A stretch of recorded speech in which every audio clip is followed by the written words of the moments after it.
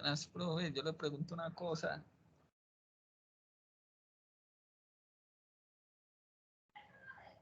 Profe, sobre lo de las jornadas.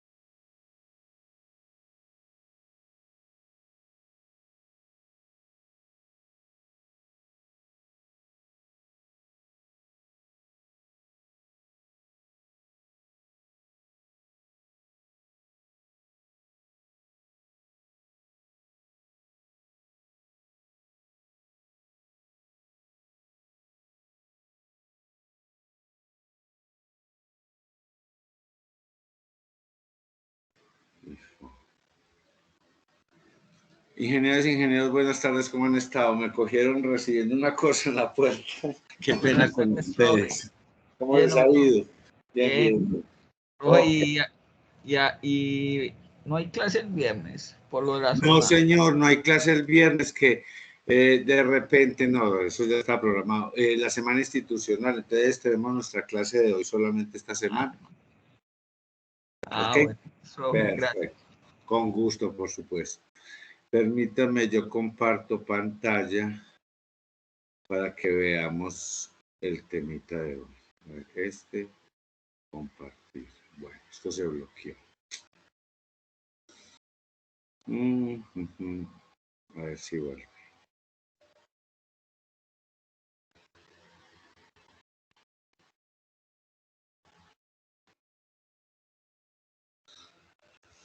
Ay, se bloqueó esto, pues.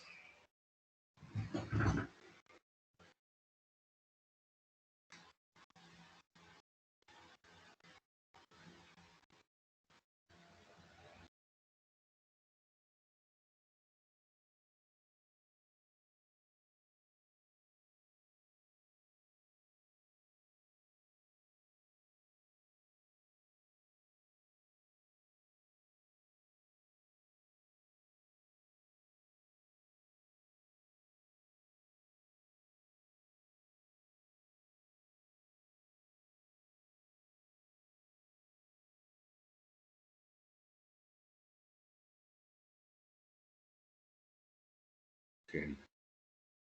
A ver, yo comparto. Eso, a ver qué fue ahí que se bloqueó. Eso. Muy bien, la grabación, perfecto. Dice el estado establecido en muestra. Ok.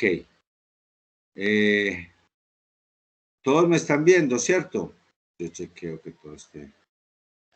Sí, profe, lo vemos. Perfecto. Muy bien. Entonces, en la reunión de hoy vamos a echarle un ojito a un proyecto que contiene varios archivos, ¿sí?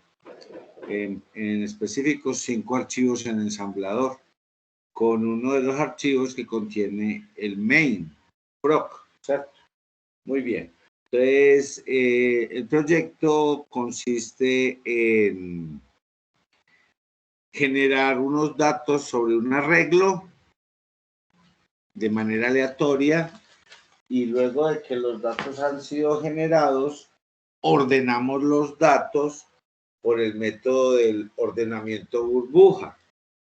Y luego de que hemos ordenado los datos por burbuja, le pedimos al usuario que nos indique un valor a buscar dentro de nuestro arreglo ordenado por burbuja.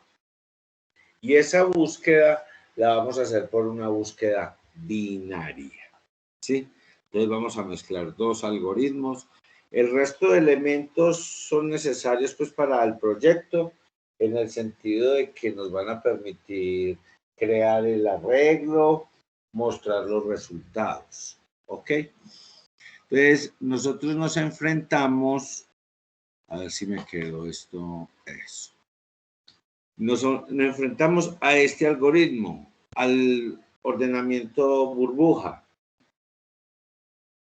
que consiste en dos for, uno anidado dentro de otro, y el for más anidado contiene un if, que es el que hace el swapping, el intercambio de los valores en las posiciones correspondientes del arreglo, siempre y cuando se cumpla la condición que nos interesa. Esta es la del mayor acá.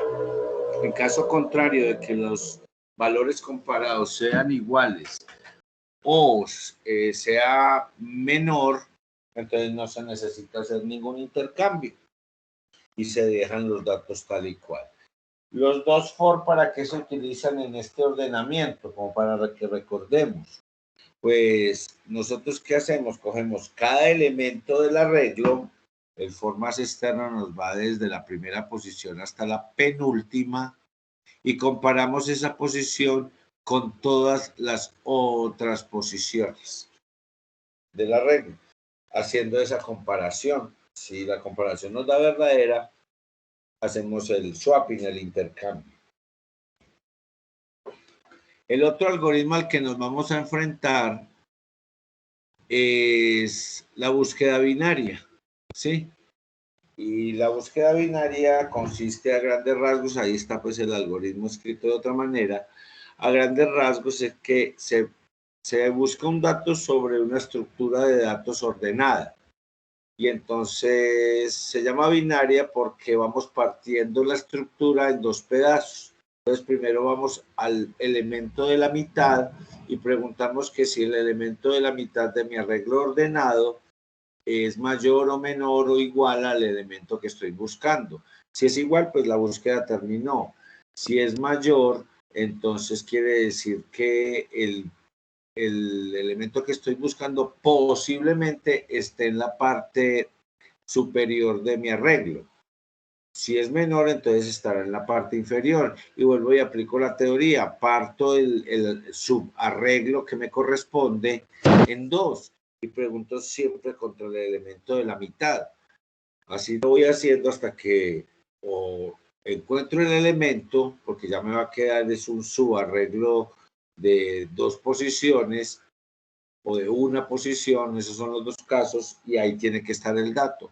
O definitivamente el dato no existe en el arreglo ordenado. Entonces, a eso nos vamos a enfrentar. A la implementación del lenguaje ensamblador de esos dos algoritmos. Como les decía, para obtener nuestro arreglo y no molestarle la vida al usuario, vamos a generarlo aleatoriamente cada uno de los valores para cada una de las posiciones del arreglo. Al usuario solamente le vamos a preguntar para aplicar la búsqueda binaria qué dato quiere buscar a ver si se encuentra dentro de nuestro arreglo. Muy bien. Dicho eso, como ambientación a lo que nos enfrentamos, entonces nuestro proyecto está compuesto por 5 archivos ensambladores, el que se llama Binary Search Test.asm es el que contiene el procedimiento principal y es el que debe generar el árbol de invocaciones de los otros procedimientos que se deben encontrar en los otros archivos ASM. Una rápida mirada, arranco con el Search Test, el Binary Search Test, ahí tenemos nuestro main proc, ahí debe haber algo, este archivo tiene definido, estructurado un procedimiento que se llama Ask for Search Val, otro procedimiento que se llama Show Results y ya. El primer archivo que aparece en la lista de la ventana de explorador de soluciones del Visual es Binary Search. Y como ustedes observan, tiene un segmento de código, pero dentro de ese segmento de código solamente hay un procedimiento estructurado en lenguaje ensamblador. No hay un procedimiento main. El tercer archivo es el Bubble Sort, el que nos hace el ordenamiento. También tiene un segmento de código, cuenta con un procedimiento que se llama Bubble Sort y nada más. ¿Ok? El cuarto archivo, que se llama Fill Array, contiene un segmento de código con un procedimiento que se llama Fill Array, que es el que se encarga de llenarnos nuestro arreglo con unos datos generados aleatoriamente. Y el quinto archivo, Print Array, contiene un segmento de código en donde solo hay definido un procedimiento que se llama Print Array, y lo único que hace es imprimir en pantalla supuestamente como el contenido del arreglo. Ok, entonces echémosle un análisis a qué es lo que nos proponen. O venga, primero corrámoslo. Esto es bien sencillo. Esperemos que no nos genere errores.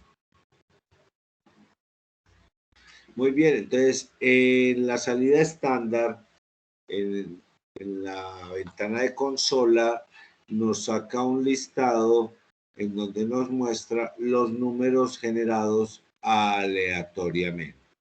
como usted puede observar, ese arreglo hasta ese punto, hasta el present y key to continue, no tiene los datos ordenados. ¿Sí?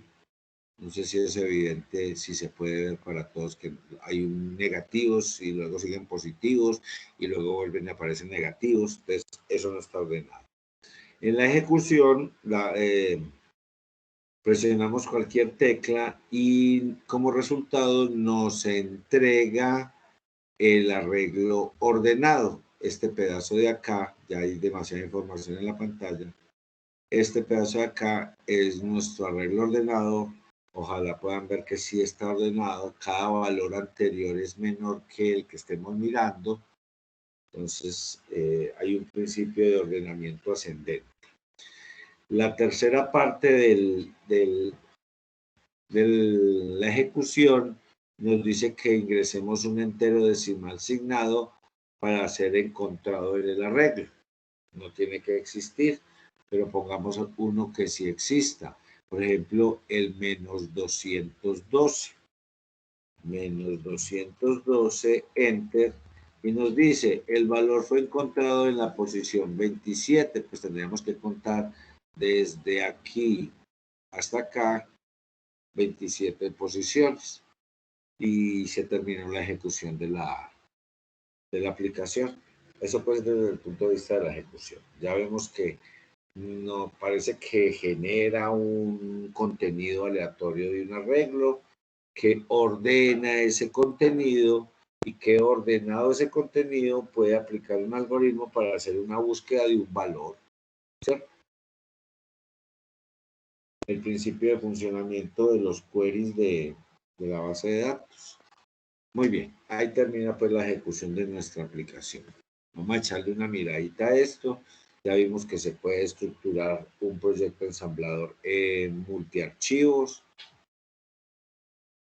que simplemente hay que cumplir con la gramática del lenguaje ensamblador que estemos utilizando. En este caso estamos utilizando el macro assembler de Microsoft y esta herramienta de Irvine para poder construir nuestras aplicaciones. Muy bien, entonces en nuestro archivo ensamblador principal, donde se contiene el segmento de código, el procedimiento main, tenemos lo siguiente. Incluyen Irvine32.inc, debe tener alguna entrada y salida, e incluye binarysearch.inc. Entonces, de pronto, en la carpeta de este señor, de Irvine, podamos de pronto encontrar algo que se llame binarysearch.inc, ¿cierto? Entonces, está como por aquí.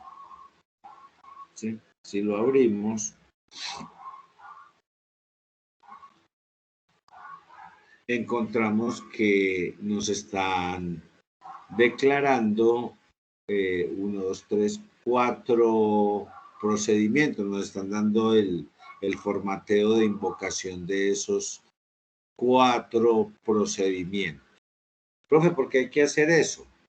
Porque como ustedes se dieron cuenta, nosotros construimos una aplicación multiarchivo y para el ensamblador y obviamente para el enlazador es muy importante entender que estas invocaciones que hay por acá, por ejemplo aquí invocan bubble sort, que yo sé que está en este otro archivo, que para poder hacer este invoke yo necesito tener los prototipos de estos procedimientos. Entonces, nuestro archivo binarysearch.inc nos tiene formateados cada uno de esos procedimientos que vamos a invocar.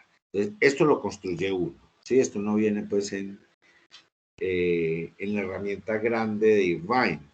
Esto se tuvo que haber construido específicamente para este proyecto. Ok, muy bien.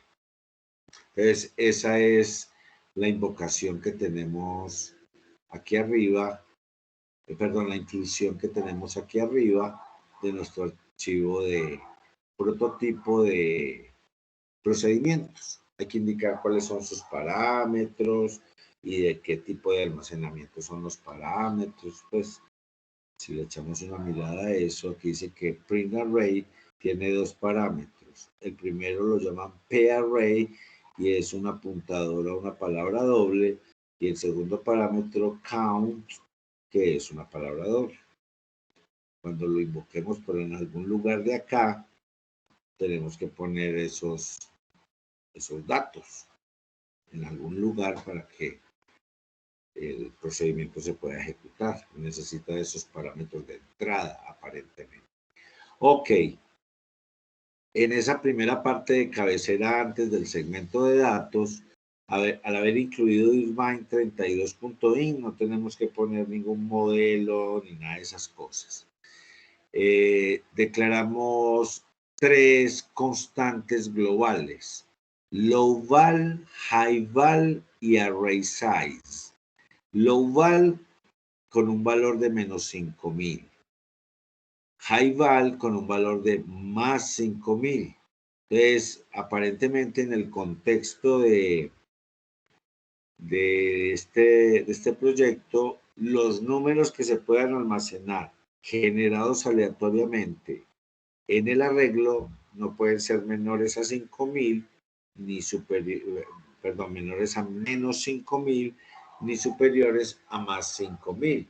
Como es una constante global, entonces uno cambia los valores y ya le hizo mantenimiento a la aplicación.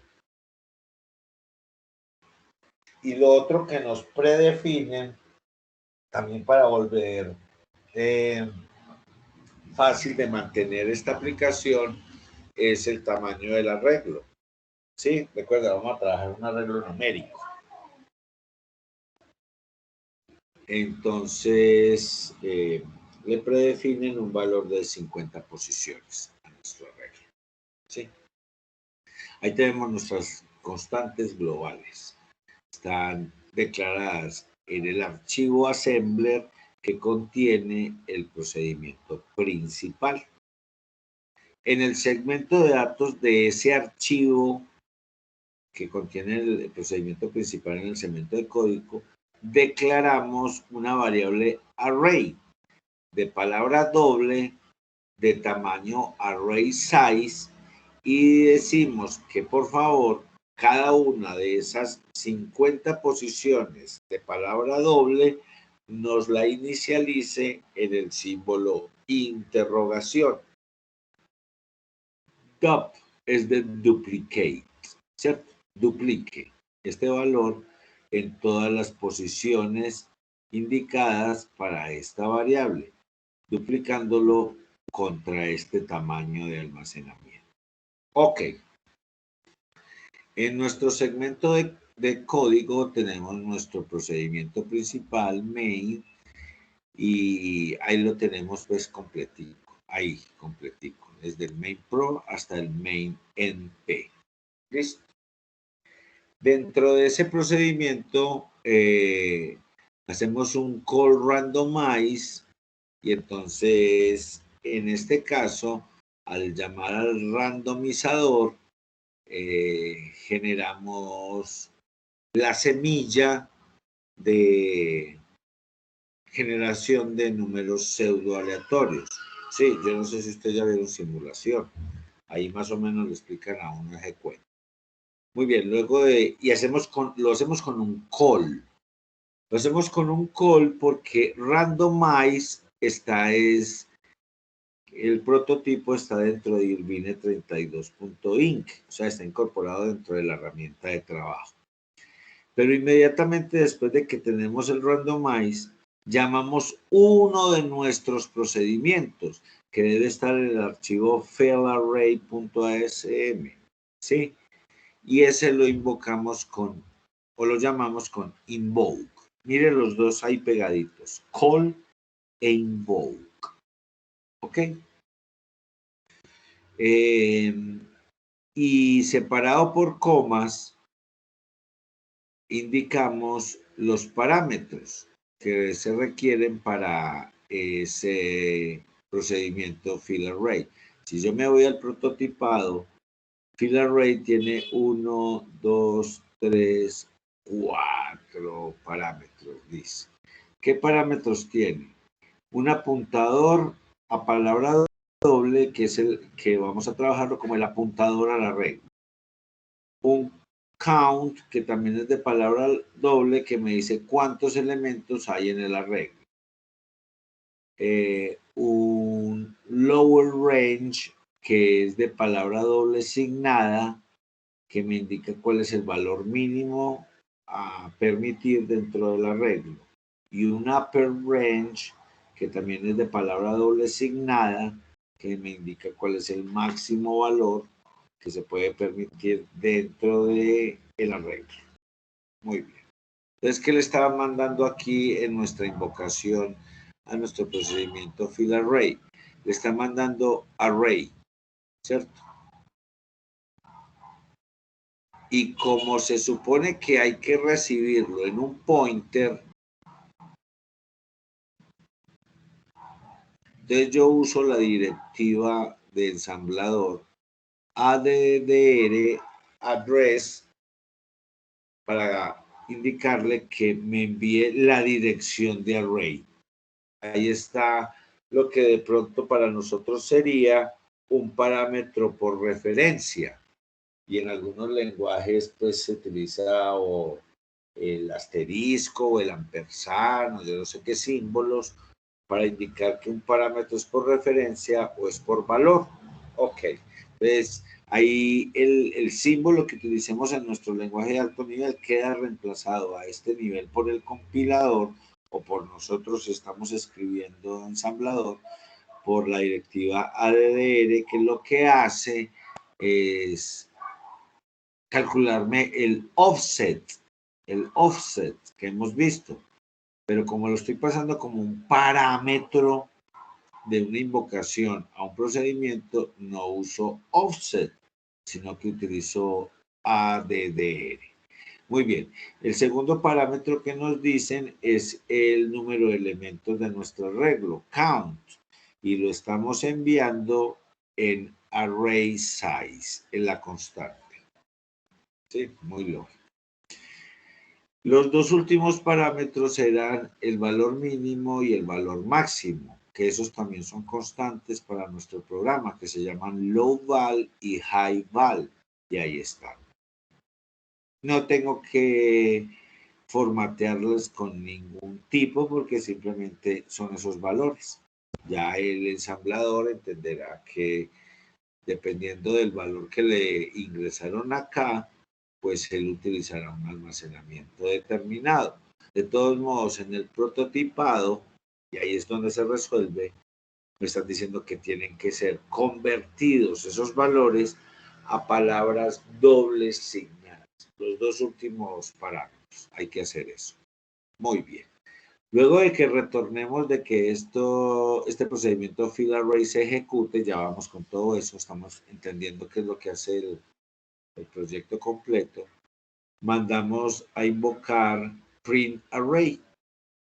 Y en nuestro prototipado, print array tenía nuestros dos parámetros que miramos ahora, el apuntador al arreglo y el entero que nos dice cuántos elementos hay en ese arreglo. Entonces mandamos nuevamente addr array, la dirección, el offset de array y array size.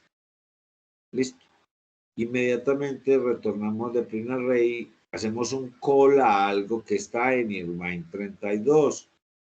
Por eso hacemos el call a el wait message, el press any key to continue. Ok. Luego de que el usuario presionó alguna tecla para continuar, entonces hacemos invocación del sort burbuja y le mandamos según el prototipado, sort burbuja, aquí está, necesita dos parámetros, el apuntador al arreglo y el número de elementos. Entonces, invocamos burbuja, le mandamos el addr, el address de array, el offset y array size. Y luego de que supuestamente no lo ordena, volvemos e invocamos print array y ya sabemos los parámetros. Entonces, este primer print array es para que nos muestre el arreglo generado y este segundo es para que nos muestre el arreglo ordenado. Y por último, para terminar nuestro proyecto, le vamos a pedir al usuario que nos indique un valor a ser buscado dentro del arreglo ordenado por burbuja. Entonces, hacemos un call de askForSearchVal. ¿Sí? Si miramos aquí, askForSearchVal no está. Entonces, quiere decir que, por eso es un call, que debe estar aquí metido dentro del IRBY 32. ¿Y qué nos dice? Vea, usted saca un mensaje en la salida estándar pidiendo que ingresen un valor, ¿sí? Y el valor, porque todo el ask for search val no solo saca el mensaje, sino que captura el dato que se digita desde el teclado. El dato capturado, aquí nos dicen que lo retornan en el registro EAX. Entonces, de acuerdo con eso, ya teniendo conocido qué valor pidió el usuario que se buscara en el arreglo, pues mando a hacer la búsqueda binaria. En el prototipado, Binary Search me dice que tiene 3 parámetros. La dirección del arreglo, el número de elementos del arreglo y el valor a buscar. De acuerdo con lo que me indican, este procedimiento ya quemado pues para la herramienta retorna siempre el valor NAX. Entonces cuando invoque Binary Search le mando el arreglo con su dirección, el tamaño, el número de elementos ocupados del arreglo, array size, y le mando EAX. En el registro EAX está el valor. Entonces, observan que es la primera vez en lo que hayamos visto de ensamblador que aparece un registro de la máquina como parámetro de la invocación de un procedimiento.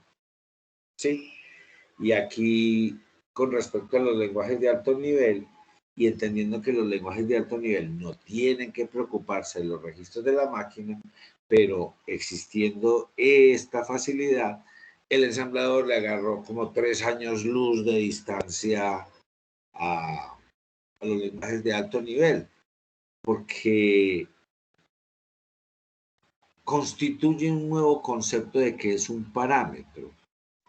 Para nosotros un parámetro en alto nivel es una variable o una constante, ¿sí?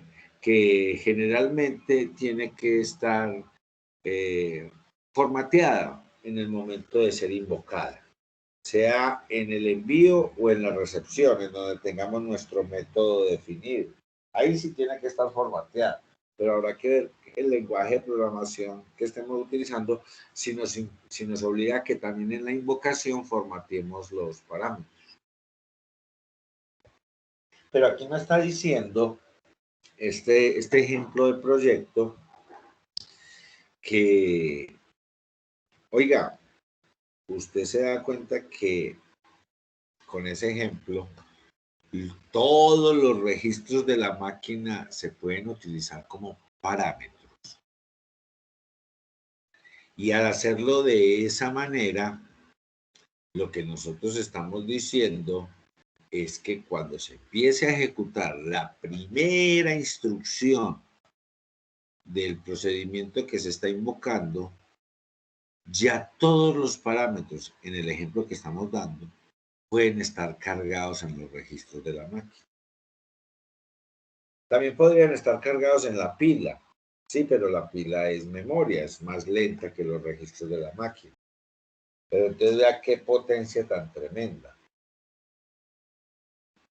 Le estamos diciendo a su majestad el compilador que cuando empieza a generar ensamblador del código intermedio, fruto del análisis de compilación, de verificar que estuviese bien escrito el código fuente, que cuando vaya a generar ese código ensamblador y se tenga que enfrentar a invocaciones de procedimientos, porque eso sí queda claro, tal y como usted escriba sus clases en el alto nivel, el ensamblador trata de estructurar la clase de la misma manera.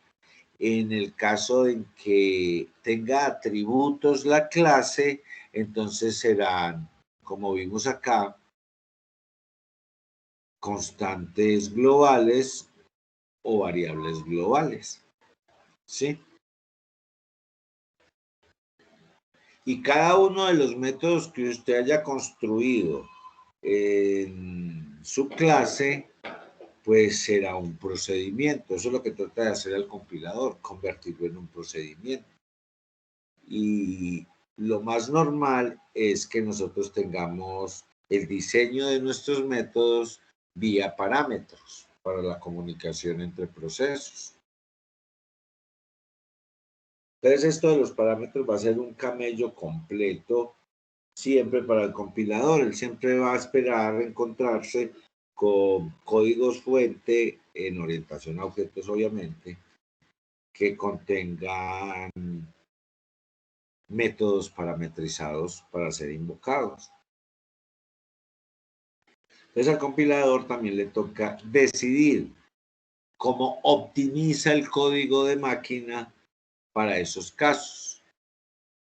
En algunas situaciones parecerá que lo más conveniente es parecerse al alto nivel. Si la programadora o el programador escribió como parámetros variables del código, pues metamos las variables en la invocación, tal y como nos aparece acá, ¿cierto?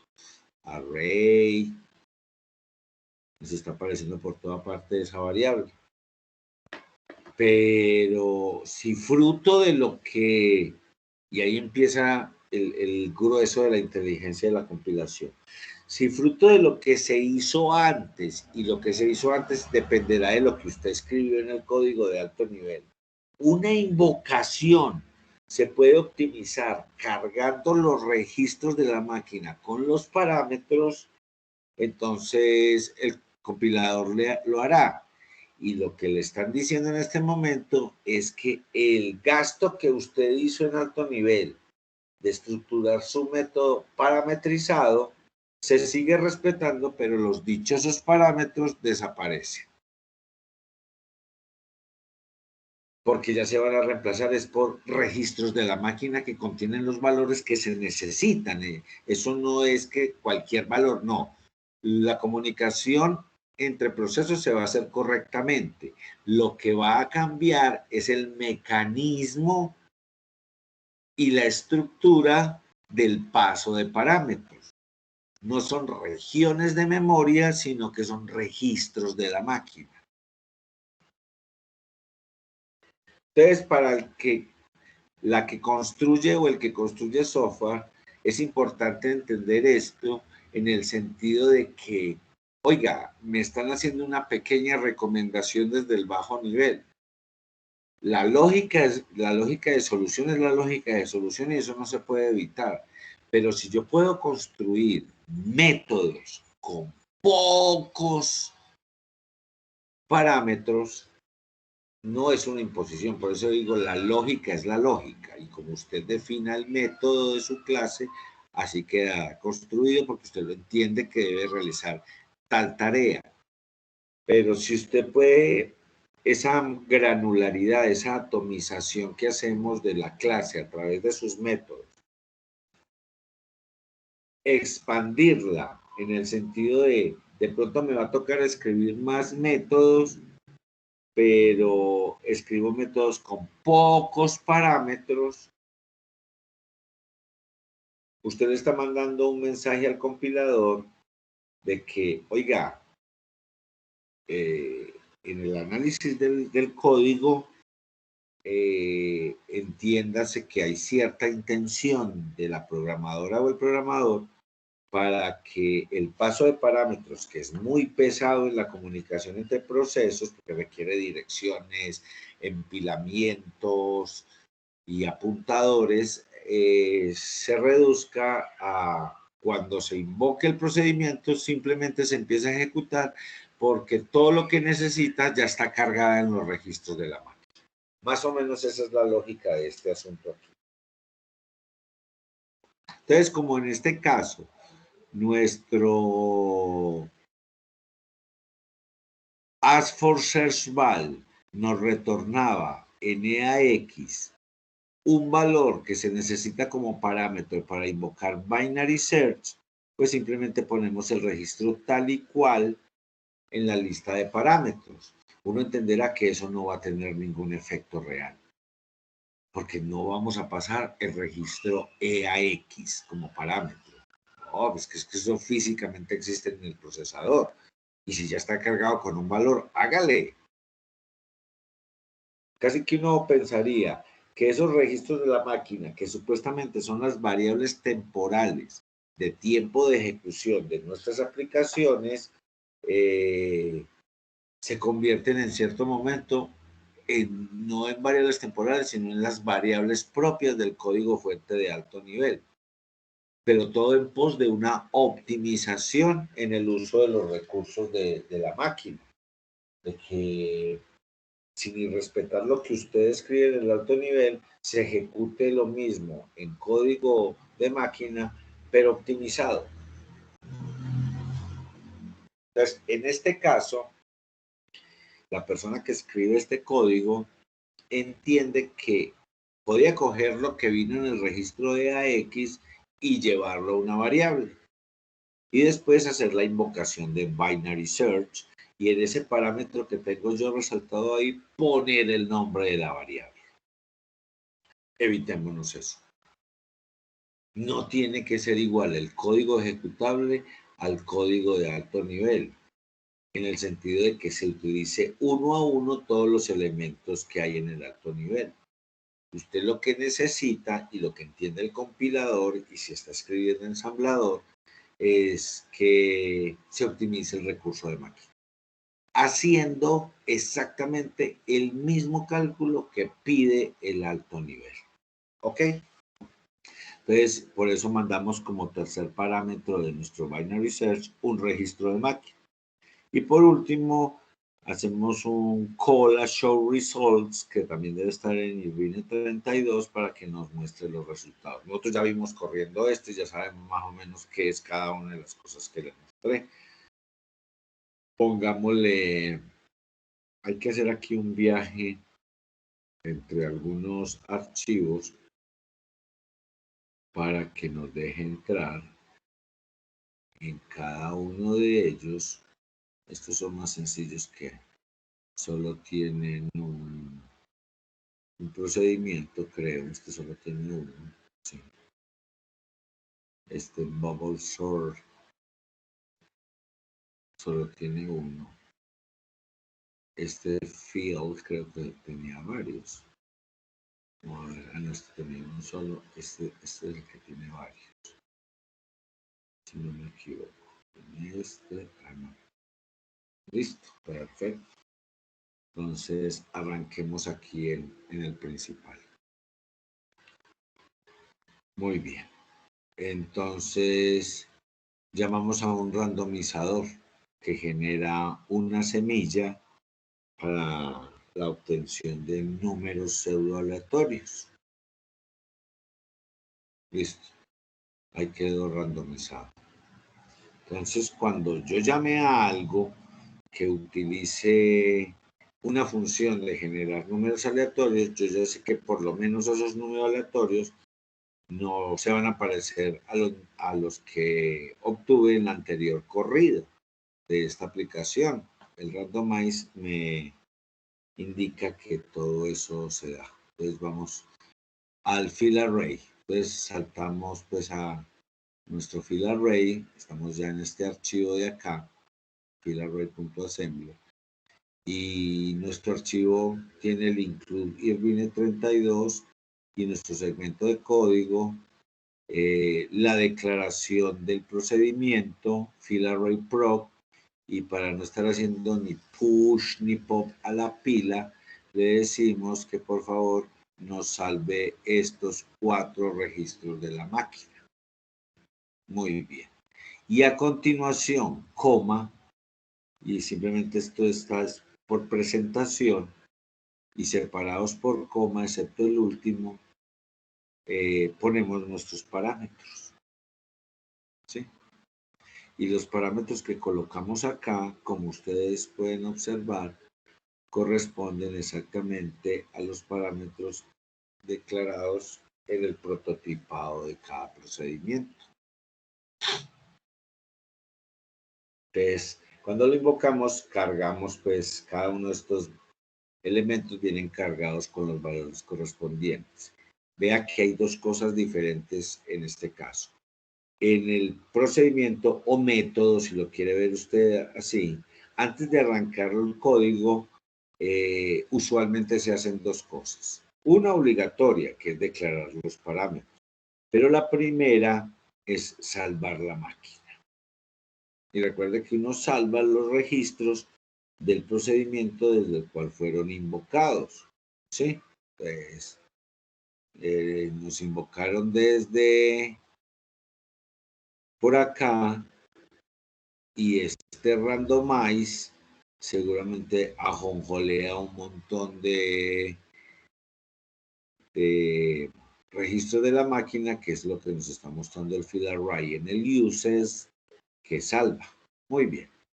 Es un pequeño for, como lo ven ustedes ahí, SX se carga con un máximo valor, hay un label y hay un loop a ese label. Entonces ahí hay un for. Entonces, ¿qué vamos a hacer? Nuestros parámetros, como ven, al ponerlos acá, los estoy declarando como variables locales, que yo sé que se cargan en el momento en que se invocan, pero vea que no están dentro de un punto data, porque vea que lo que hay acá es una declaración de un almacenamiento, pero no están dentro de un punto data, entonces mis variables ya están declaradas ahí, entonces yo ya las puedo usar libremente dentro del código. Entonces en EDI cargo la dirección de mi arreglo, ¿sí? Voy a usar el registro EDI para desplazarme por el registro, por el arreglo. Entonces él me va a servir de subíndice del arreglo. ¿Sí? A continuación cargamos la variable del for, que es sx, con nuestro valor máximo, que es count, que en nuestro caso es 50. Cargamos edx con upper range, 5000. Y le restamos low range. ¿Sí? Oiga, profe, low range vale menos 5000. Sí, claro. 5000 menos 5000 me da 10000. Ajá. ¿Y para qué eso? Ocurre que el generador de números aleatorios no genera números negativos, genera números positivos. Entonces, en EDX nos quedó definido el rango de valores aleatorios que le vamos a pedir al sistema. Ya después tenemos que cuadrar esos números para volverlos otra vez en el rango entre menos 5000 y 5000. Pero como la máquina que genera números aleatorios solo los genera positivos, entonces hay que hacer este desplazamiento de intervalo. Eso es un pequeño truco ahí, pues, que no dice más nada. Ahora sí, viene CLD. A ver si está por acá. En nuestro registro flags, que lo hemos visto algunas veces, nosotros tenemos en el bit numerado 10, o sea, el bit 11, la bandera DF, Direction Flag, bandera de dirección. Y esta bandera, como cualquier bit, vale 0 o vale 1. Cuando esa bandera la colocamos nosotros como programadoras o programadores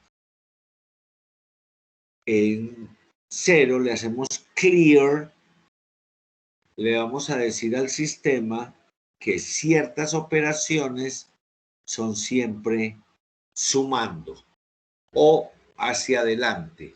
Por eso es la bandera de dirección. Vamos hacia adelante en las direcciones de memoria. Pero si yo pongo la bandera set, o sea, la pongo en 1, le estoy diciendo al sistema que vamos en la dirección contraria, hacia atrás, hacia las direcciones de atrás de la memoria. Ya vamos a ver para qué sirve eso. Pero entonces hay un bit en la inteligencia del procesador, en ese registro flags, que nos permite simplificarnos un poquito las cosas. Y si existen como bandera es que es muy importante que el sistema sepa la próxima instrucción, cómo la debe tratar. O sea, si es una operación en donde implique manejo de direcciones de memoria, la bandera flag, la bandera de direction, me está diciendo que siempre debo o sumar o restar para hacer el cálculo de la próxima dirección de memoria. Más o menos esa es la idea. Entonces, aquí le damos clear a D. CL es clear y D es direction. Entonces decimos, vea, límpienos la bandera de dirección. O sea que vamos a ir hacia adelante. ¿Hacia adelante en qué? Entonces, entremos al for.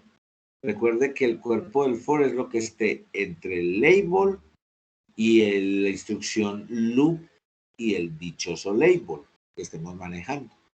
Todo lo que haya antes del label son inicializaciones del for. Y miren, inicializaron EDI, inicializaron obviamente el registro del for e inicializaron EDX en alguna otra cosa. ¿Sí? Y otra inicialización que hicieron fue colocar la bandera de dirección en un valor, en 0. ¿Qué van a hacer? Para poder llamar, porque mire que es un call, o sea, por eso es que incluyeron Irvine 32, para poder llamar random range, que parece que es el que nos genera el número aleatorio, hay que cargar el rango de valores en EAX. O sea que EAX es el parámetro de este procedimiento. Y como queremos generar números según el cuadre que hicimos aquí arriba, entre 0 y 10.000, y EDX quedó con ese valor de 10.000, entonces muevo ese 10.000 al registro EAX e invoco el procedimiento que genera el número aleatorio. Parece que ese número aleatorio queda también en EAX. O sea que cada vez que yo invoque el procedimiento random range, y no es para este procedimiento en especial, sino es para que lo entiendan en el manejo. El parámetro de entrada de random range o del procedimiento que sea, lo defino como uno de los registros de la máquina, EAX. Y una vez se ejecuta el procedimiento, por lo general,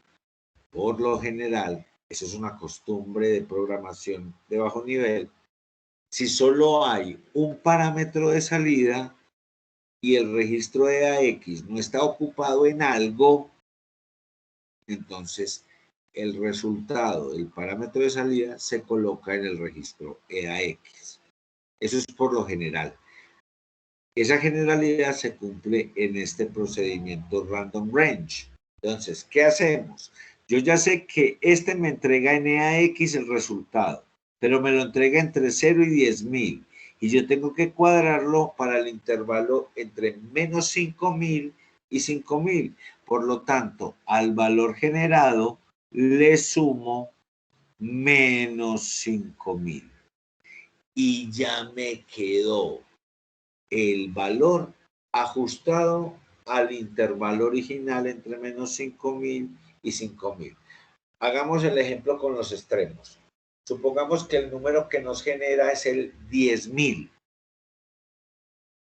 10.000 menos 5.000 me da 5.000. Y efectivamente el 10.000 era el máximo valor del rango que necesita Random Range, pero en el intervalo mío, entre menos 5.000 y 5.000, efectivamente 5.000 es el máximo valor. Entonces, el 10.000 está equivaliendo al 5.000. Supongamos que nos generan el 0, que es el menor valor posible de los números aleatorios. A ese 0 le resto 5.000, que es lo que dice ahí, en forma de suma, pero es que estoy sumando un negativo. Entonces, al 0 le resto 5.000 y me da menos 5.000. Y eso es correcto. En el rango de Random Range, que es de 0 a algo, 0 es el menor valor. Y en el rango que estamos tratando, el menor valor es menos 5.000. Entonces el 0 me genera el menos 5.000. Si generamos el 5.000, si este Random Range nos genera el 5.000, al sumarle menos 5.000 nos da el 0. Y el 0 es un valor válido en nuestro intervalo entre menos 5.000 y 5.000. O sea que todos los valores quedan cuadrados por ese término. A continuación, ¿qué sucede?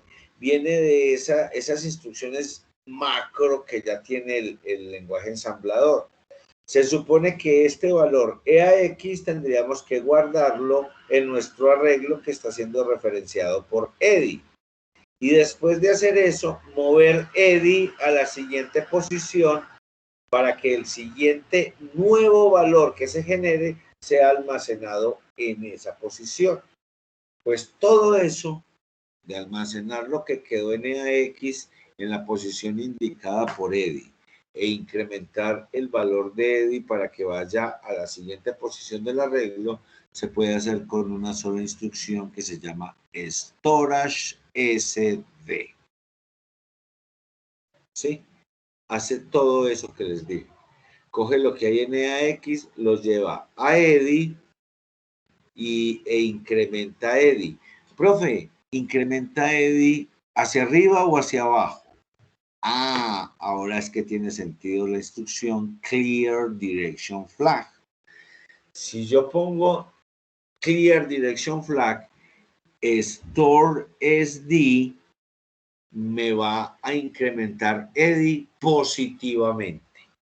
Si hubiéramos puesto aquí Set STD, Set Direction Flag, este Store SD nos restaría, o sea, como que estuviéramos recorriendo el arreglo hacia atrás. Entonces, la idea es usar estas instrucciones ya un poquito más poderosas en conjunción, entendiendo que puedo utilizar macroinstrucciones en Assembler, pero necesito configurarlas. No sé si en el alto nivel eso sea tan obvio. De pronto, cuando uno arranca el proyecto, arriba en la cabecera del archivo que contenga el procedimiento principal o la clase principal, uno pone include, using u otras cosas dependiendo del lenguaje de programación. Pues de pronto en esas cosas que uno incluye o determina que ese son su ambiente, su subárbol de clases, vengan estas definiciones. Pero vea que al compilador también le toca entender eso. ¿Entender qué? Miren lo enredadito que es esto. Nosotros arrancamos en la primera posición del arreglo, tal y cual. ¿Cierto que sí? Y yo estoy generando unos números que quiero almacenar en esas posiciones. Y yo sé que la cantidad de números que voy a generar ya está determinado por el tamaño del arreglo. Y que cada vez que se genere un número de esos, ese número es almacenado en una sola instrucción automáticamente en el sistema, pero el contador va al revés. Entonces, este poderío de las dos instrucciones, clear o set direction flag y store sd o load sd, que también se puede cargar, se tuvieron que desarrollar porque ustedes ven que el arreglo lo recorremos desde la primera hasta la última posición, pero el famoso for va al revés, del 50 al 0. 50 pues porque eso es lo que vale count en nuestro ejemplo. Entonces tenemos dentro de una máquina de software, que es este pequeño procedimiento, al procesador procesando información en dos sentidos diferentes. En un sentido que llamaríamos positivo o ascendente para el manejo de la estructura de datos, y en un sentido negativo o descendente para el manejo de la estructura de programación, que es nuestro for.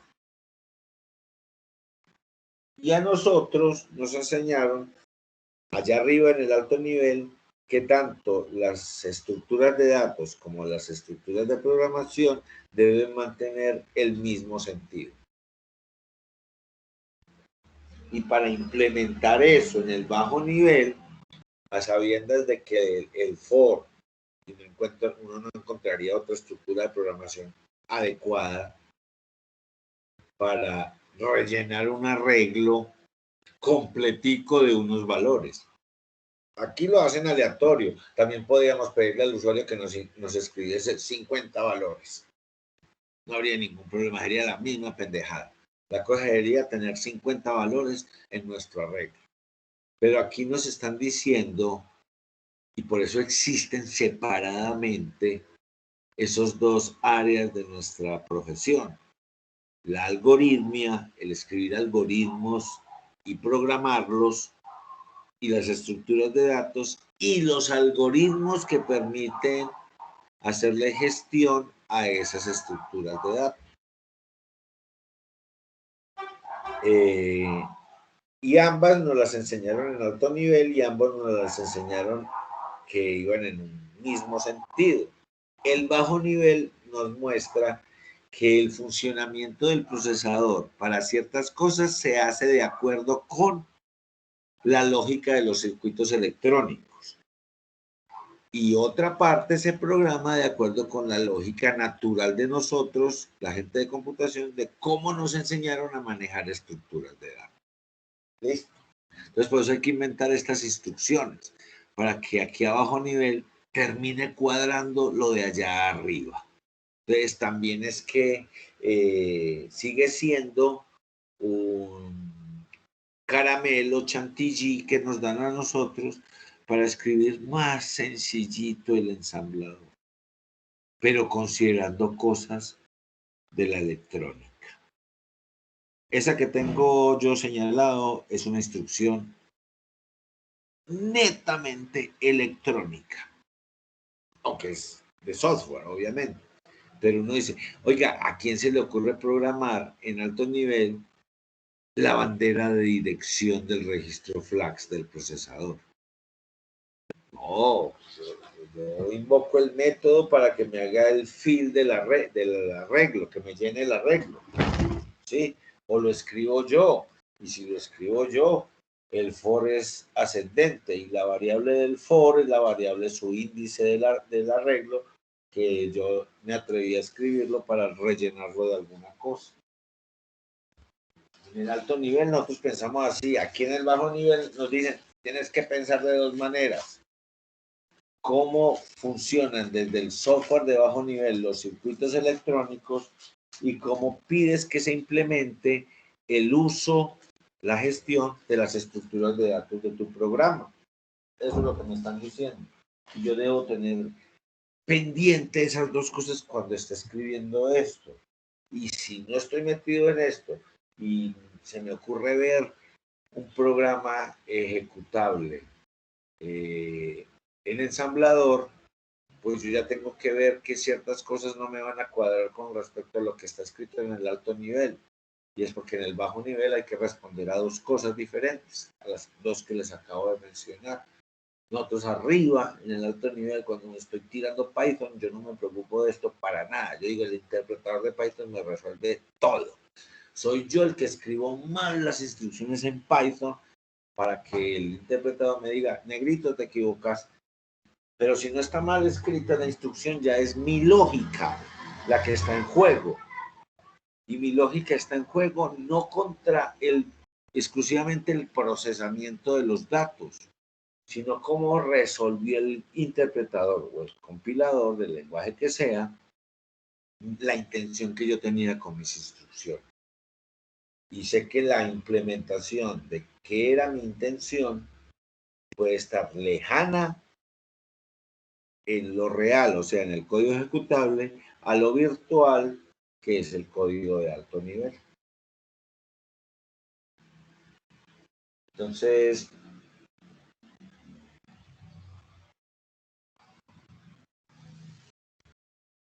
uno ya tiene que empezar a evaluar si está desarrollando software o está en alguna de las etapas del dichoso desarrollo de software, cómo es que se desarrolla software. Usted entiende que yo también le estoy explicando testing de software, porque el testing de software no se puede reducir simplemente a verificar que las especificaciones del diseño se cumplan a nivel de codificación, que la navegabilidad de la aplicación sea correcta. No, hay que pensar, oye, eso que están escribiendo en el alto nivel, ¿cómo lo está resolviendo el compilador o el interpretador? Y por lo tanto, ¿qué recursos de la máquina están viéndose implicados?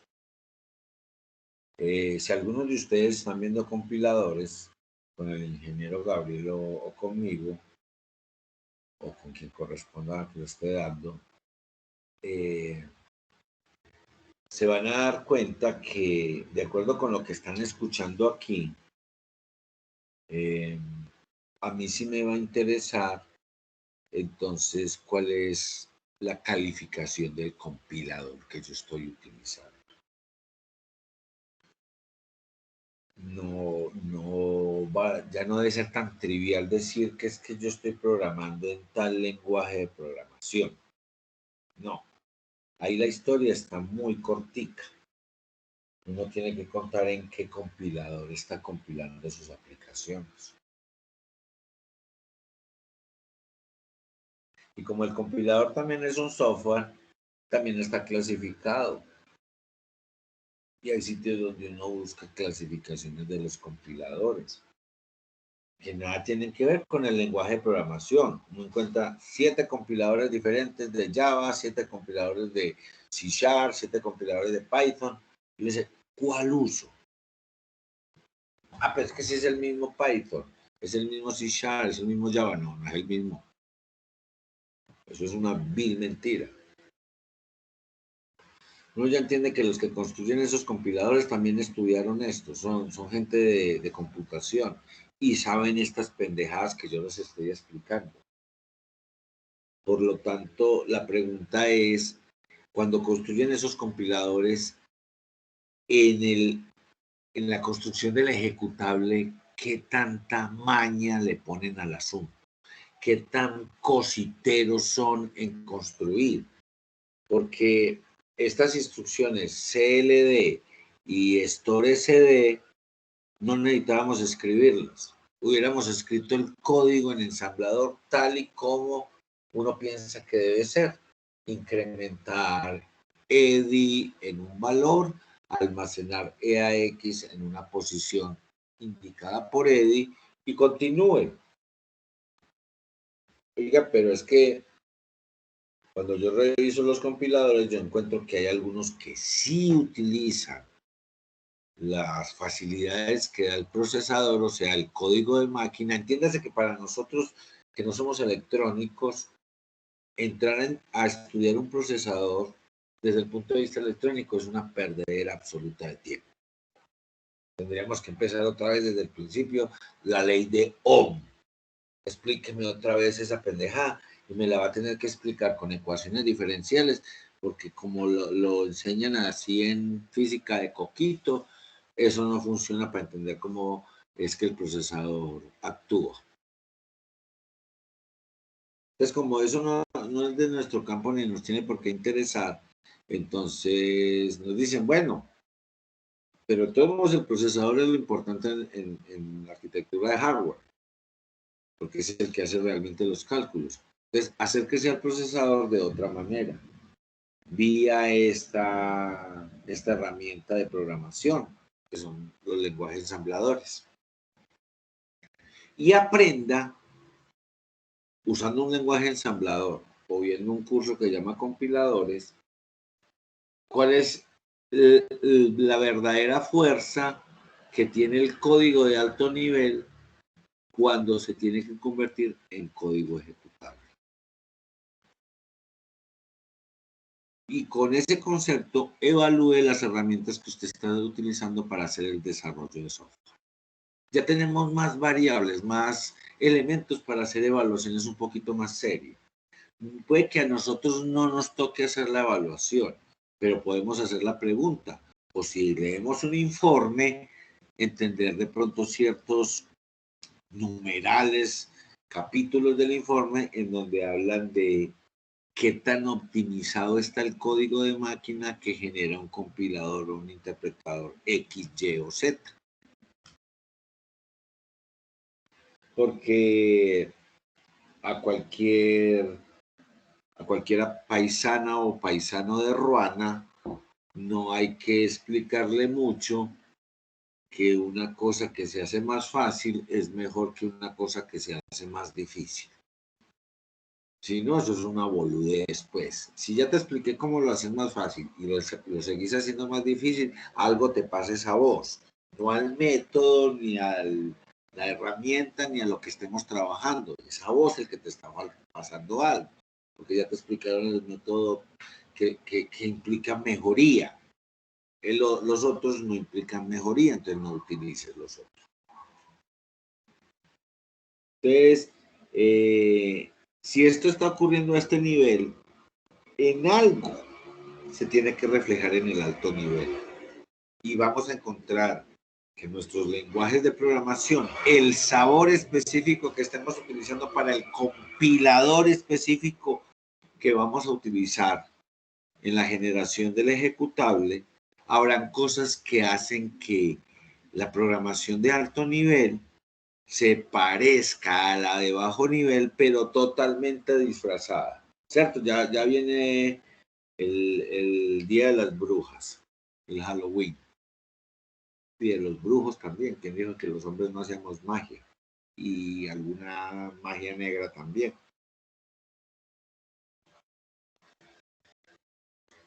Pues, para mí como programador de alto nivel, mientras más disfrazado esté el lenguaje de programación y pueda hacer cosas de manera más sencilla y haya analizado que, perdón, que el compilador, ese montón de cosas, perdón, ese montón de facilidades que me está dando, disculpa, en la herramienta, las está convirtiendo en algo realmente optimizado, no simplemente que me está facilitando escribir el código a alto nivel, pero es deplorable la calidad del ejecutable. Yo tengo que hacer que las dos cosas cuadren. Y sí, si trabajamos, por ejemplo, en Java y encontramos que salió un IDE, un ambiente de desarrollo que facilita la construcción de aplicaciones en Java y tiene cosas que no son como de propias de Java, sino particulares de eso, uno dice, vea, se ponen a hacer en eso y después no les va a funcionar en los otros. Y uno dice, la persona que dijo eso está hablando según la cultura de calle, el folclore, en la sabiduría popular. No entiende que si hay cierta orden y profesionalidad en lo que uno está haciendo, si está usando un lenguaje, un sabor de un lenguaje de programación que facilita mucho el desarrollo de software y uno lo está usando porque hizo una evaluación seria, ese es el que hay que usar. No, es que yo estoy casado con NetBeans. Qué perraquera, hombre, yo te felicito, te aplaudo y te doy palmaditas en la espalda, pero te enteraste que ya sacaron uno un poquito más poderoso. Sí, pero es que ahí hacen como las cosas raras, pero es que vos sos el que te tenés que adaptar a los avances, no los avances a adaptarte a tu estado. Pues sigue siendo Java, pero andate para allá. Pero dateate, informate bien de si ese otro nueva herramienta de desarrollo no son fuegos artificiales y si en realidad es una cosa seria, buena, potente que genera ejecutables fuertes. Ok, dicho esto, entonces ya explicamos pues más o menos lo que va a ser nuestro loop y entonces sería, yo no sé, de pronto buscar en esta dirección, ingenieras, ingenieros, cómo nos va llenando nuestro arreglo. Yo supongo que si esa es la dirección, todo debe estar eso, limpiecito. Vamos a ver si la dirección que puse era la correcta. Eso es lo que me parecía ahí en la depuración. Entonces sigamos por acá. Entonces cargamos EDI, eso sería aquí en los registros. Sí, esa era la dirección. Carguemos SX que nos da 3.2, que es el 50. EDX nos va, ¿dónde está EDX? Nos va a quedar en 10.000.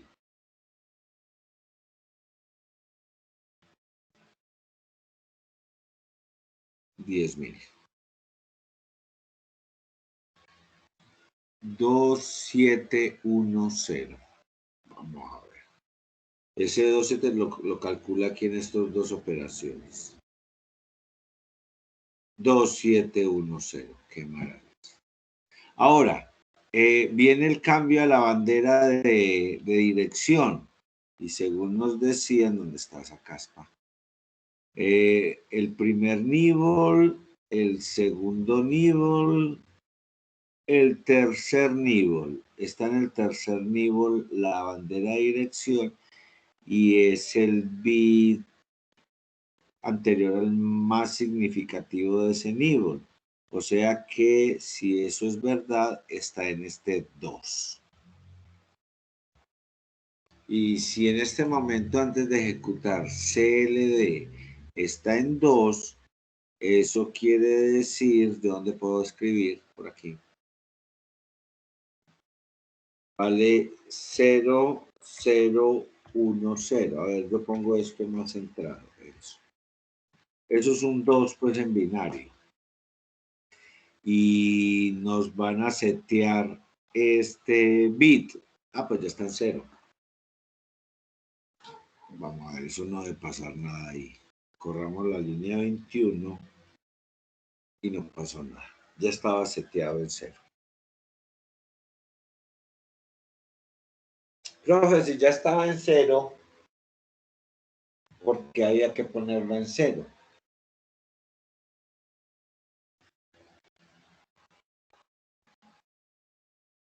Pues estaba en 0 para lo que llevábamos corrido hasta ahora.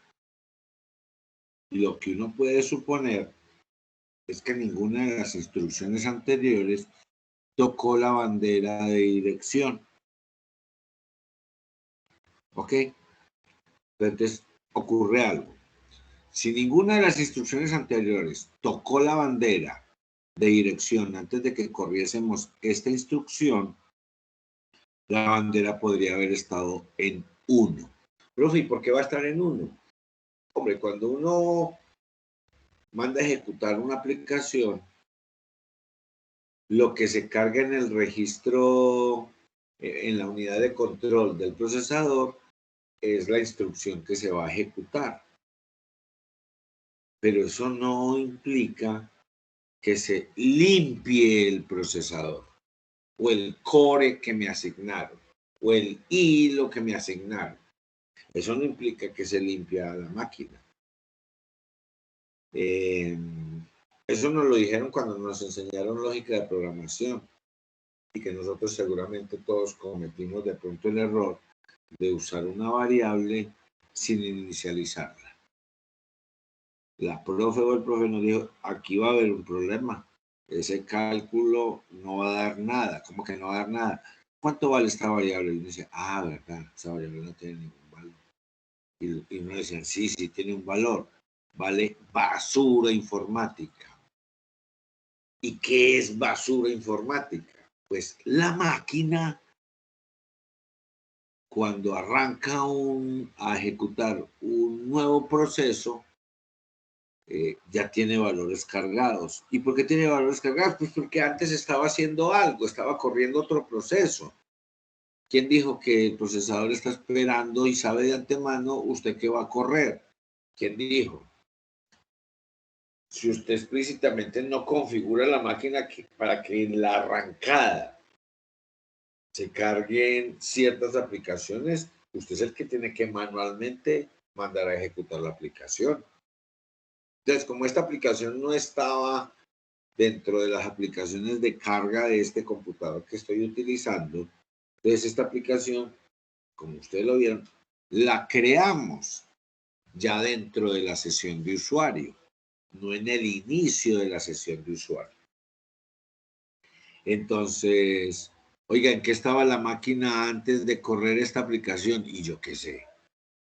Pero seguro tenía algún valor. Más adelante, y ya vamos terminando este tema de programación de bajo nivel, que como ustedes se van dando cuenta, no necesariamente es para que ustedes aprendan a programar en bajo nivel, sino que estamos utilizando esto para que vean que existe programación de bajo nivel, pero para entender cómo funciona el procesador. ¿Sí? Ese es como el trasfondo de todo esto y el objetivo real de este asunto. Porque como les digo, si mañana usamos otra herramienta, otro sabor del lenguaje ensamblador, de pronto este código no nos corre en ese otro sitio, en esa otra herramienta de ensamblaje. Porque para esa otra herramienta, las instrucciones correctas del lenguaje ensamblador pueden tener otra estructura, pueden tener otros nombres. Uno se inventa el lenguaje como le dé la gana.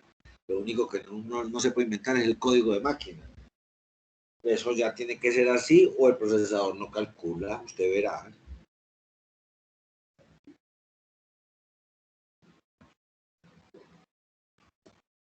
De ahí para arriba, usted inventa el lenguaje como le dé la gana. ¿Que por qué el ensamblador es así? Pues porque es que como va a terminar, y eso ya lo hemos visto varias veces, va a terminar siendo máquina, entonces sería muy bueno que esto ya se pareciese mucho a la máquina, porque si no el ensamblador sería una máquina de software más pesada, ya se parecería más a un compilador que a un ensamblador, porque nos da por escribir lenguaje ensamblador como si fuera de alto nivel. Y ahí esas características de los lenguajes de alto nivel implican un compilador. ¿Qué hacemos, pues? Eso no lo inventaron ustedes ni lo inventé yo. Eso ya estaba inventado cuando nosotros nacimos, que es el corazón de la informática, de nuestra profesión. Entonces, así está construido esta herramienta para que funcione. Lo que importa es cómo quede en máquina, que quede correcto para la máquina que se vaya a utilizar, en este caso un procesador Intel de 64 bits.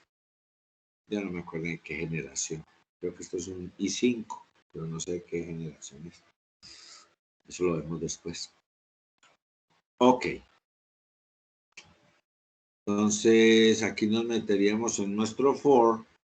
Perdón. Ahí se hizo se generó el número aleatorio D90.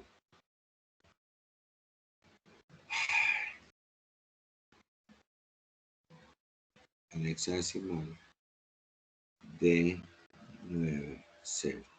el 3.472, que al restarle 5.000 va a quedar en negativo. Vamos a ver si eso es verdad. Aquí en el A25 nos lo vuelven negativo. Efectivamente es negativo. Pero ¿y usted cómo sabe? Permítame, yo copio este número acá. Venga, vámonos al tablerito que yo utilizo con esto. Este número fue el que nos dio, pongámoslo más grandote.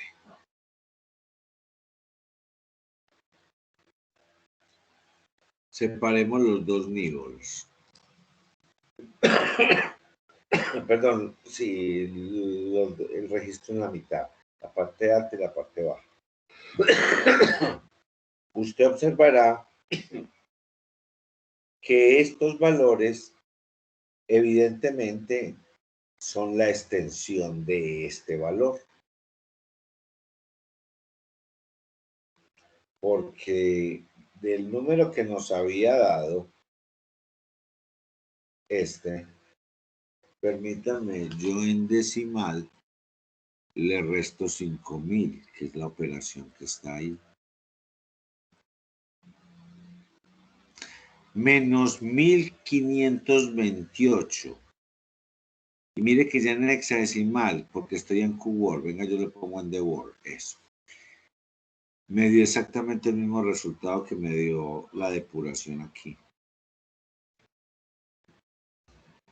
Y no lo separo así. ¿Qué sucede? El 1.000, perdón, yo vuelvo a pastelear. El menos 1.528.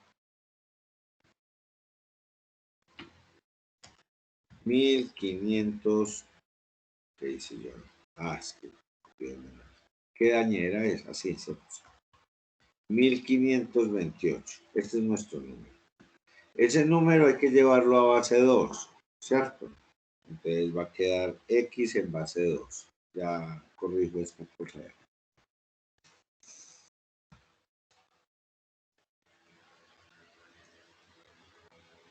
Es su índice. Y luego hay que coger ese X en base 2 y sacarle complemento a 2 para obtener el negativo. Y... la pucha que no lo... Venga, yo doy otra vuelta para que vean una cosita que quiero mostrar. Eso.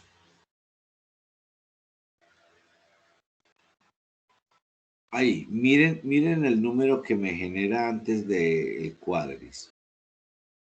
Y era lo mismo para el caso del numerito anterior. Todos estos de acá valen 0.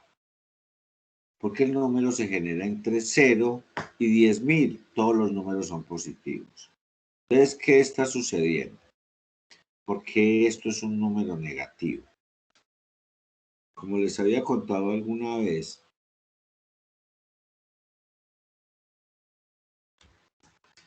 la forma en la que circulaba el campo electromagnético en las memorias iniciales, que lo hacía en el sentido de las manecillas del reloj o en el sentido contrario a las manecillas del reloj. Entonces, por la lógica de nosotros de manejo del reloj, vamos a decir que es positivo todo lo que gira como el reloj. Y vamos a decir que es negativo todo lo que gira en contrario a la forma en que gira el reloj mecánico. Y ocurre que cuando se almacenaba un 0, el campo electromagnético giraba como las manecillas del reloj. Y cuando se almacenaba un 1, el campo electromagnético giraba contrario a las manecillas del reloj.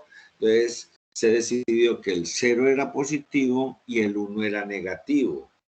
Totalmente contrario al concepto matemático, pero ¿qué hacemos? La tecnología, la física, este universo está construido así. Eso no es culpa de nosotros.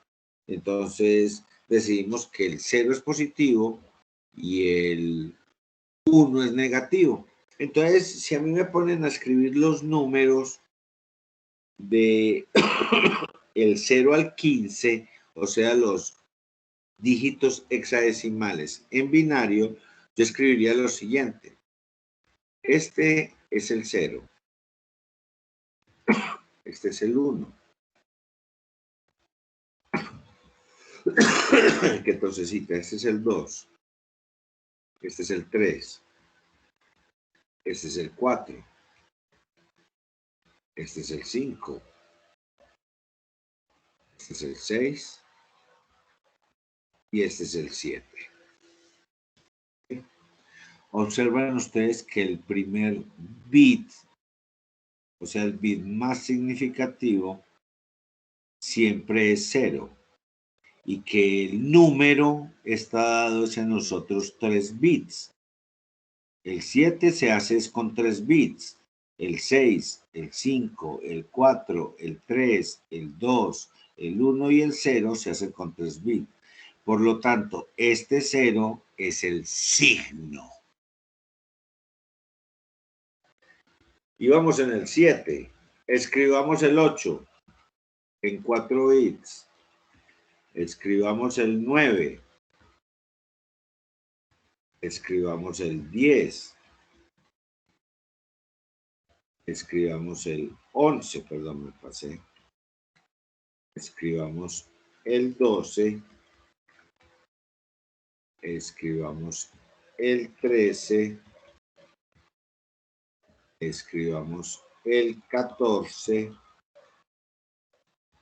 Y escribamos el 15. Yo aquí no puedo decir ya que el número está en estos 3 bits. ¿Cómo que no, profe? Sí, usted puede decir eso. Si yo me atrevo a decir que estos 3 bits son el número, yo me atrevería a decir que este número es negativo. Casi que uno podría decir, oiga, ese es el -7. ¿Sí? Veamos cómo es el -7 arrancando del 7. Me dicen, coja el número original. A ver, yo lo pongo más grandecito. No seamos tan amarrados. Este amigo es el 7. Y me están preguntando por el -7. Ah, bueno. Entonces, el algoritmo dice, complemente a la base el número y obtiene el negativo. Ah, bueno. Entonces, lo tengo en binario. Complementarlo a la base es primero convertir todos los bits 0 en 1 y todos los bits 1 en 0. Entonces, el primero es 0, queda 1. Los 3 que siguen son 1, quedan en 0. Y el algoritmo me dice, y súmele 1. 1, 0, 0, 1.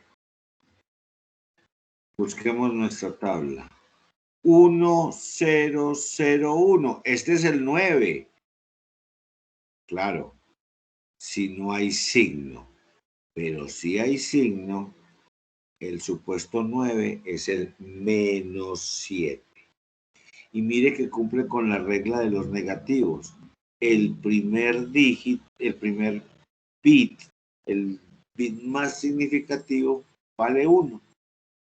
Entonces, si a mí me piden que represente este número no en 4 bits, sino en 8 bits, para que ese número siga siendo negativo, yo tengo que agregar 4 unos. ¿Por qué? Porque el número pasó de 4 bits a 8, pero tiene que seguir valiendo lo mismo. ¿Y qué es valiendo lo mismo? Que sea negativo. Observe, en computación, cuando yo digo que el número tiene signo, como lo hemos visto de pronto en las declaraciones de estas variables paramétricas. La S es de sign, entonces ahí nos está diciendo defina, esta D es de definition, double word signada, sign, ¿sí? Entonces, para este low ranger, ese bit que venga aquí es trascendental. Es el que le da sentido haber definido esa variable, ese almacenamiento de doble palabra signada. Entonces, si seguimos así, vamos a encontrar que efectivamente los números negativos en computación son los mismos números positivos. Este es el 9 y este es el -7. El 1 es no considerando el signo y el otro es considerándolo. De tal manera que si este es un signo, uno diría que el negativo de 7 en computación es, perdón, el 1.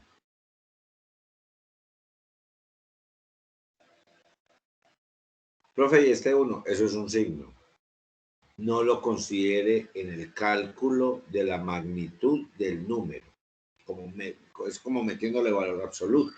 Si le meto valor absoluto, lo que estoy diciendo, y efectivamente eso es lo que es la operación, convierto todos estos 5 unos, los convierto en 5 ceros. Eso sería valor absoluto. Y ese número es el 1. Y positivo, porque el bit más significativo vale 0. Así se maneja la computación. Los números negativos son los mismos números positivos, pero en los que se interpreta el bit más significativo. Y esta es la columna de los negativos y esta es la columna de los positivos. Aunque si me dicen que no tienen signos, yo digo que estos son los dígitos hexadecimales, los de la base 16. ¿Ok? Entonces, creo que nos quedaríamos aquí dando las 750 vueltas que hay que dar. Mire, ese X tiene que llegar a 0. Esto está en hexadecimal. Y después del lado viene el 9. Y vamos a poner en el 29. Y son 50 de estos. ¿Ok? Pero ¿saben qué? Lo principal del proyecto yo ya lo expliqué. Porque los otros elementos, por ejemplo, el bubble sort, no tiene absolutamente nada extraño para ustedes. Y es simplemente tomar, como vimos ahora, el algoritmo. Aquí hay 2 for. Aquí tienen que haber 2 for. ¿Cierto? Miren, estoy en bubble sort. El algoritmo me muestra 2 for. ¿Cómo sé que hay 2 for? Hay un L1 y hay un L2. Profe, hay un L3 y un L4. Y yo le digo, sí, perdón, sí, mire que dentro del for hay un if. Y si usted se acuerda de cómo implementamos el if, para implementar el if necesitábamos 2 labels. El label que me hacía saltar al entonces y el label que me hacía saltar al fin del if. Entonces todo esto es manejable ya por ustedes, por lo menos en lectura. Listo. Quiero hacer referencia a otra cosa antes de terminar la clase. Tenemos nuestro evento evaluativo 3 para el 10 de octubre. Y el tema son cadenas y arreglos, precisamente lo que estamos viendo en este instante. Y nos piden, como enunciado de la práctica, calcular la suma de una fila de una matriz. Y ahí está el enunciado, tal y cual. De igual manera que en el anterior caso, si yo busco en el libro guía, nuestro libro guía, en el capítulo 9 de cadenas y arreglos, al final del capítulo encuentro ejercicio 12, cálculo de la suma de una fila de un arreglo o matriz. Y miro el enunciado y esto que está escrito acá, perdón, es exactamente lo que está escrito desde aquí hasta aquí. Lo único diferente es esta última frase.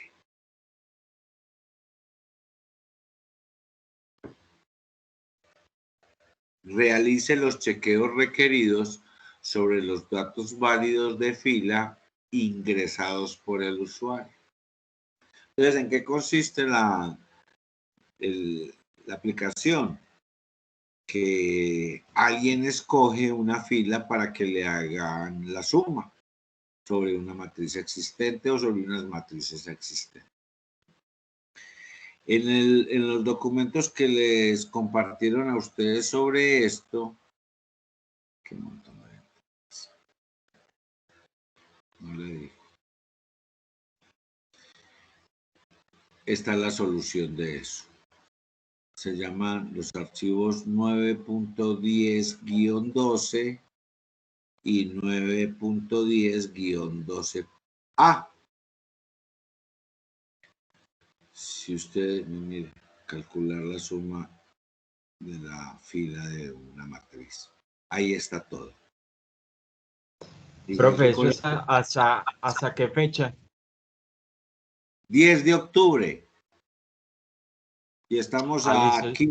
15 de septiembre. Yo creo que como ya entramos a ver el tema, entonces tocamos el enunciado. Entonces, ahí está el código. El código que resuelve, perdón, lo que les estoy marcando. No resuelve, realice los chequeos requeridos sobre los valores válidos de fila ingresados por el usuario.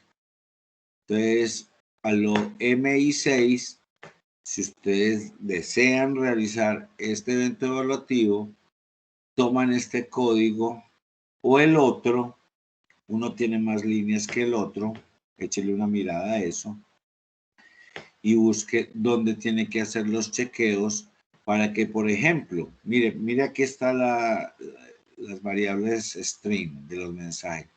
Ingrese el número de la fila. Y el otro es la suma de la fila es tanto. Este no, pero oiga, donde ingrese el número de la fila.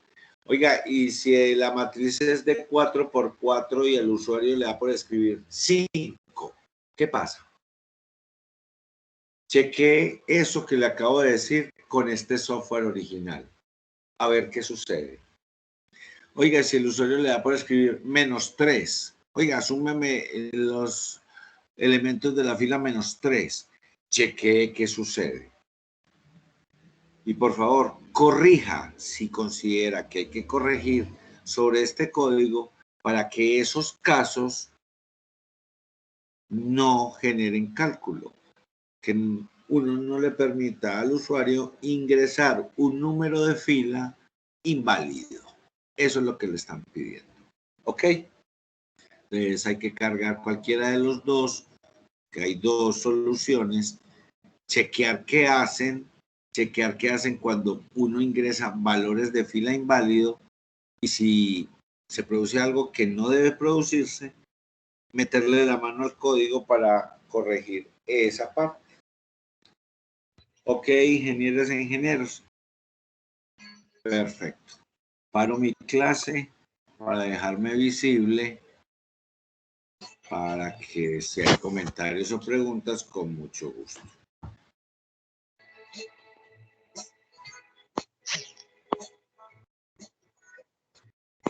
Ok, ¿todo bien? Perfecto. Les agradezco mucho la asistencia a clase. Nos vemos la próxima semana. Se cuidan mucho, disfruten su semana institucional. Que estén muy Gracias, bien. profe, muy amable. A ustedes, por Gracias, supuesto. profe. Gracias. Con mucho gusto. Gracias, profe. A usted, ingeniera, se cuida. Permítame, yo detengo la